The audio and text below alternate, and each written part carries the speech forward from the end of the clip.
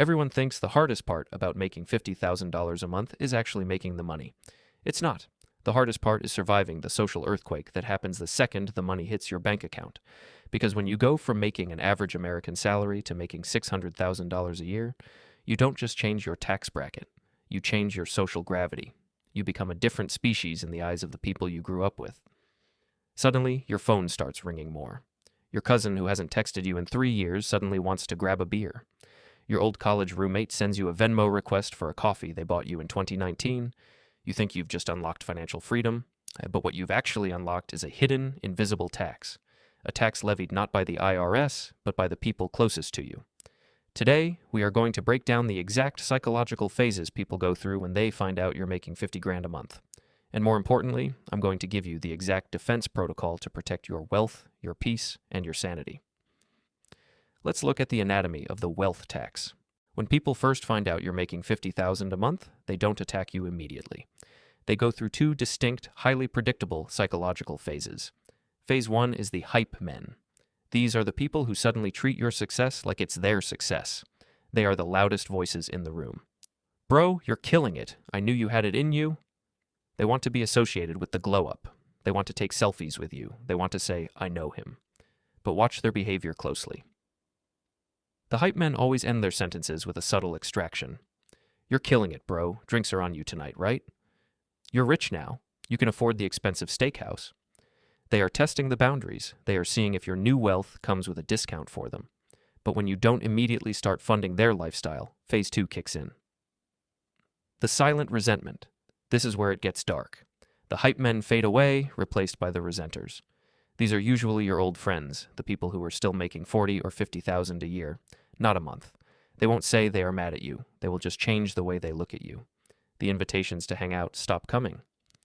Oh, we didn't invite you because we thought you were too bougie for this place now. They will use the most toxic phrase in the English language. Must be nice. Must be nice to not worry about rent. Must be nice to just buy whatever you want. They are weaponizing your success to justify their own stagnation.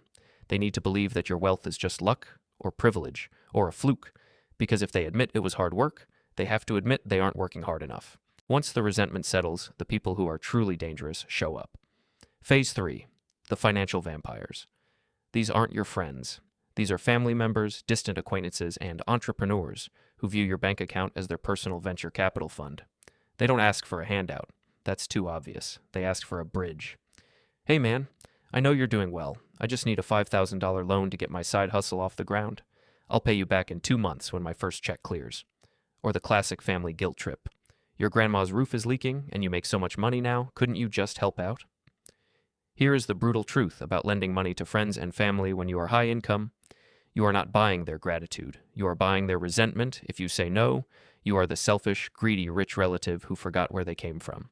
If you say yes, you will never see that money again, and they will secretly resent you for having to ask in the first place.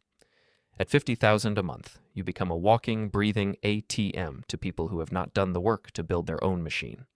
And if you don't set boundaries, they will drain you dry, emotionally and financially.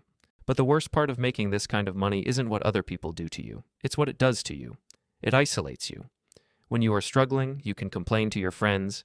You can vent about a bad day at work, about being tired, about feeling burnt out. They will buy you a beer and say, I feel you, man. It sucks. But when you make 600 grand a year, you lose the right to struggle.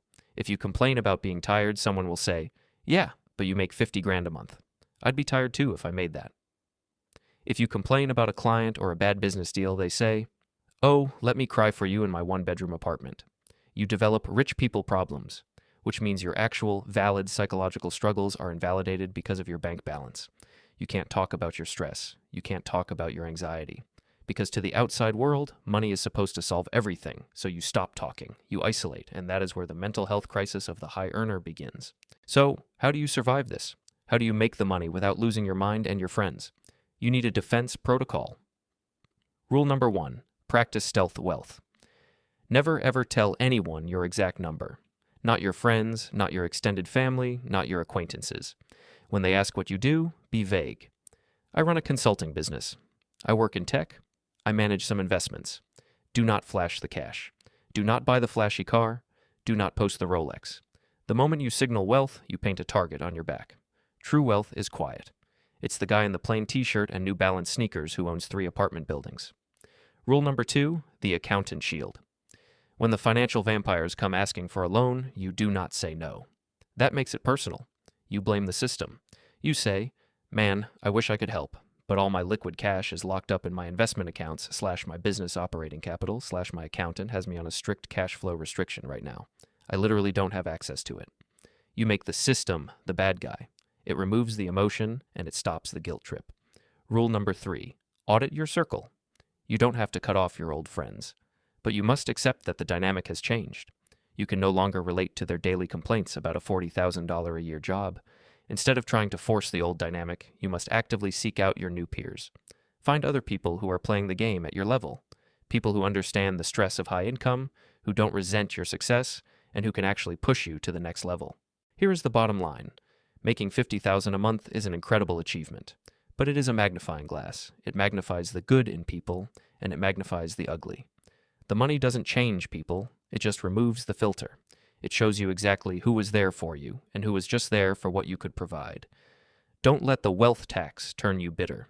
Let it turn you wise. Protect your peace, guard your number, and use that 50 grand a month to buy the only thing that actually matters, your absolute undeniable freedom. If this video opened your eyes to the psychology of wealth, hit subscribe. We are building a community of people who don't just make money, but master the mindset required to keep it. I'll see you in the next one.